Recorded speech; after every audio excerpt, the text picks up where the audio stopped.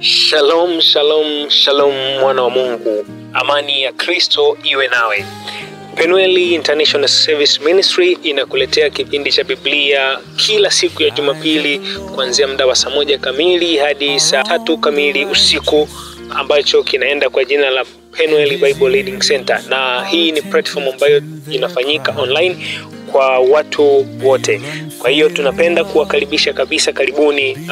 Ni wiki sasa ya 3 tunaiendea, ambapo wiki ya kwanza tuliingia kwa ajili ya utambulisho na kufahamu Bible Reading Center ni nini, lakini wiki ya pili tukawa tumeona juu ya uchanganuzi na mgawanyo wa Biblia nzima kuanzia Ufunuo hadi Mwanzo. Tulikuwa tukipita juu kuangalia imegawanyikaje Biblia katika vifungu mbalimbali katika makundi tofauti tofauti. Kwa hiyo tunamshukuru Mungu katika vipindi hivyo tuliweza kuona.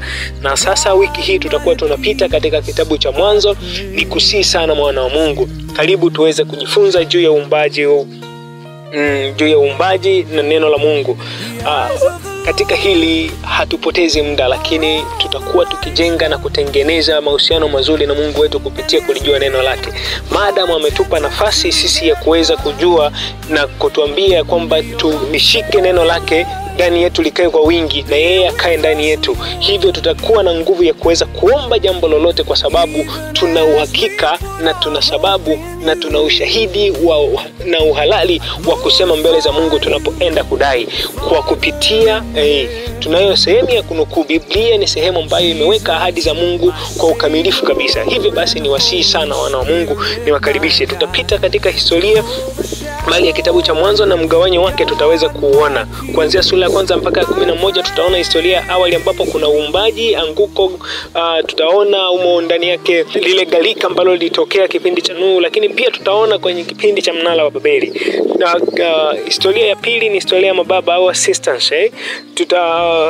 Tutaona Ibrahim, tutamuona Isaka na Yakobo, tutamuona Yusufu na wana wa Israeli na pito yake yote, namna ambavyo ilikuwa. Hivyo mwana wa Mungu, ninakukaribisha sana, usipange kukosa. Jumapili saa 1 kamili jioni mpaka saa 3 kamili usiku, ninakukaribisha sana. Tutakuwa na link ambayo itakuwa ikipita katika platform zetu za kijamii, ambayo itakuwa inakuruhusu sasa wewe kuingia moja kwa moja, ambayo itakuwa ni Google Meeting, itakuruhusu wewe kuingia moja kwa moja katika ibada hiyo. Ninakukaribisha sana mwana wa Mungu, usipange kukosa, usipange kukosa, usipange kukosa. Karibu sana, ili kusudi tuweze kujumuika pamoja, tuyachimbe maandiko kama kanisa la kwanza, tabia ya kanisa la kwanza ilivyokuwa, nasi tukaishi na kuijenga tabia hii.